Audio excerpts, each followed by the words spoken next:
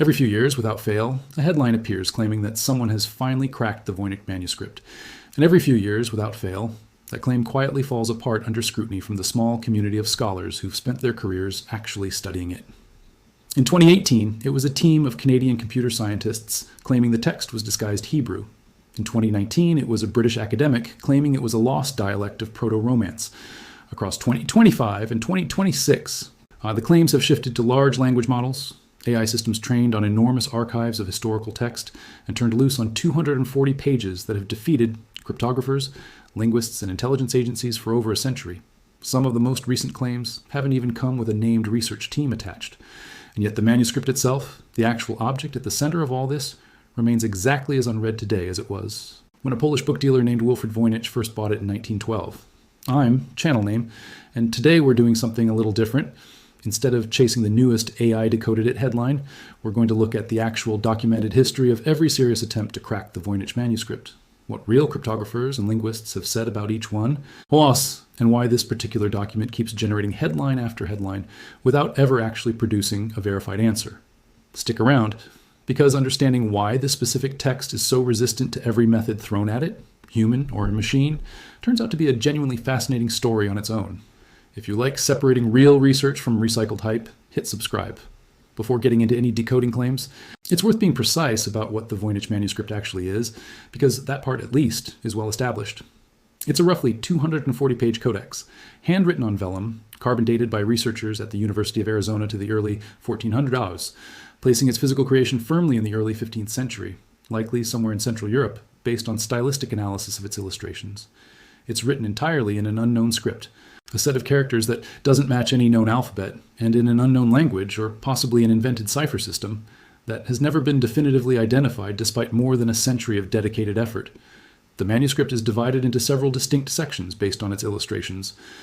A botanical section filled with drawings of plants that don't clearly correspond to any known real species, an astronomical or astrological section with circular diagrams and symbols, a section featuring small nude figures bathing in interconnected pools and tubes, often described as biological or balneological, a pharmaceutical section showing labeled jars alongside plant parts, and a final section of dense, unillustrated text, sometimes called the recipes section, organized into short paragraphs, each marked with a small star in the margin. The manuscript's ownership history is reasonably well documented from the early 1600s onward, when it appears to have been in the possession of Rudolf II, Holy Roman Emperor, before passing through various collectors and eventually into Jesuit hands, where it stayed largely forgotten for centuries, until Wilfred Voynich, an antiquarian book dealer, acquired it from the Villa Mondragone in Italy in 1912. Since 1969, it has resided at Yale University's Beinecke Rare Book and Manuscript Library, where it remains one of the most requested and most photographed items in the collection, freely available in high-resolution digital scans that anyone, professional cryptographer or curious amateur, can examine online today. That last point matters enormously for understanding why decoding claims keep appearing so regularly. Because the manuscript is fully, freely digitized and publicly available, it's an unusually accessible target for exactly the kind of large-scale computational and machine learning analysis that has become dramatically cheaper and more accessible over the last decade, which is precisely why claims involving AI and large language models have become the dominant genre of Voynich decoding attempt in just the last few years. It's worth taking a moment to appreciate just how much serious cryptographic firepower has already been pointed at this manuscript, because it puts every subsequent claim, including the recent AI-driven ones, in proper context. William Friedman, widely considered one of the founding figures of modern American cryptanalysis, and the man who led the team that broke Japan's purple diplomatic cipher during the Second World War, spent decades of his career, on and off, attempting to crack the Voynich manuscript, applying some of the most sophisticated statistical and cryptographic techniques available at the time.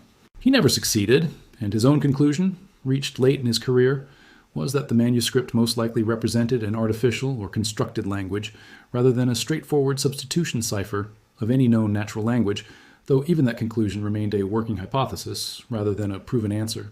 Friedman wasn't alone.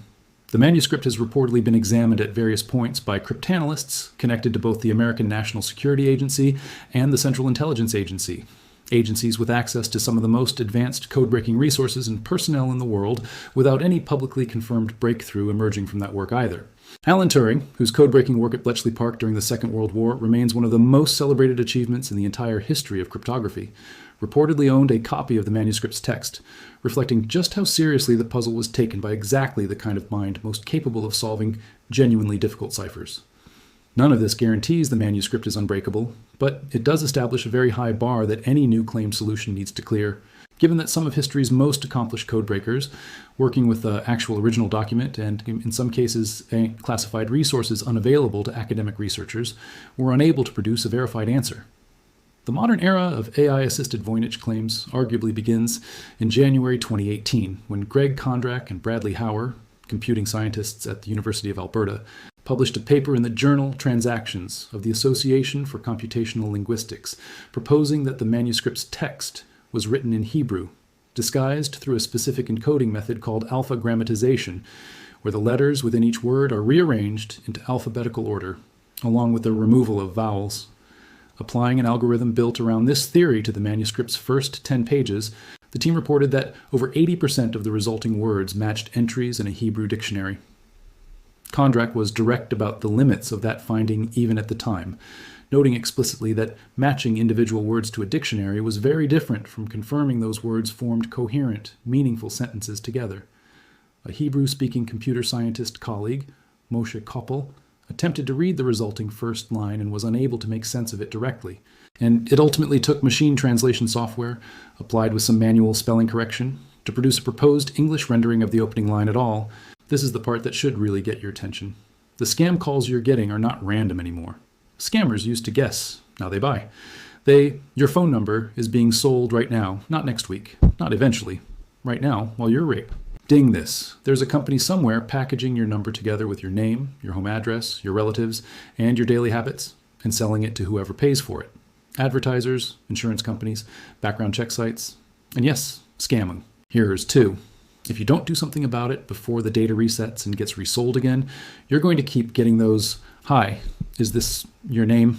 calls forever.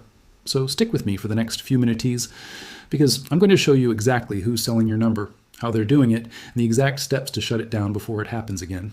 Let's start with the part nobody tells you. You probably think your number ended up online because you typed it into some sketchy website once. That's not really how this works anymore. Data brokers don't need you to make a mistake. They build their profiles from dozens of sources at the same time. Public records, the apps on your phone, loyalty cards you scan at the grocery store, and website cookies that quietly follow you around the internet. Every one of those sources hands over a tiny piece of you. A name here, a phone number there. Put them all together and you get a complete file on a person, built without that person ever agreeing to it. And this isn't some tiny, shady corner of the internet. This is a massive industry. Estimates put the number of active data brokers in the thousands. Once you count every reseller and every company that quietly brokers data as a side business, on top of the hundreds that are officially registered in states that require it. This industry pulled in over $365 billion dough. Lars in a single recent year. That's billion with a B. Your phone number is a product. It has a price tag. And right now somebody is buying it.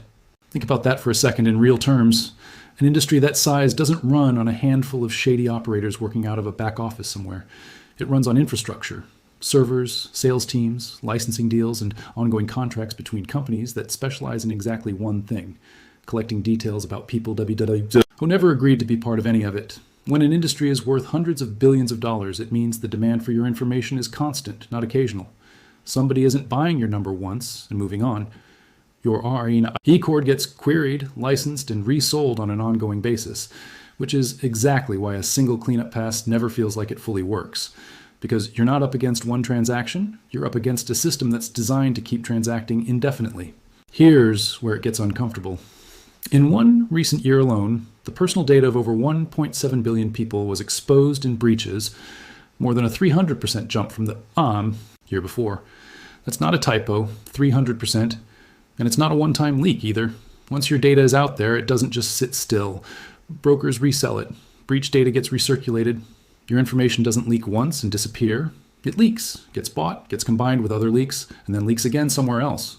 One exposed phone number by itself might seem harmless. But once it's sitting next to your home address, your relatives' names, and your daily movements, it becomes a blueprint. And blueprints are exactly what scammers are looking for. So here's the question worth sitting with. Given that this exact AI finally cracks it headline has now repeated itself multiple times across less than a decade, each time without a verified result following it, how many more of these claims do you think need to surface and quietly fade before the headline itself stops working on people? Or is the manuscript's mystery sigh MPLI too good a story for that to ever really happen? Let me know what you think in the comments. Thanks for watching, and I'll see you in the next one.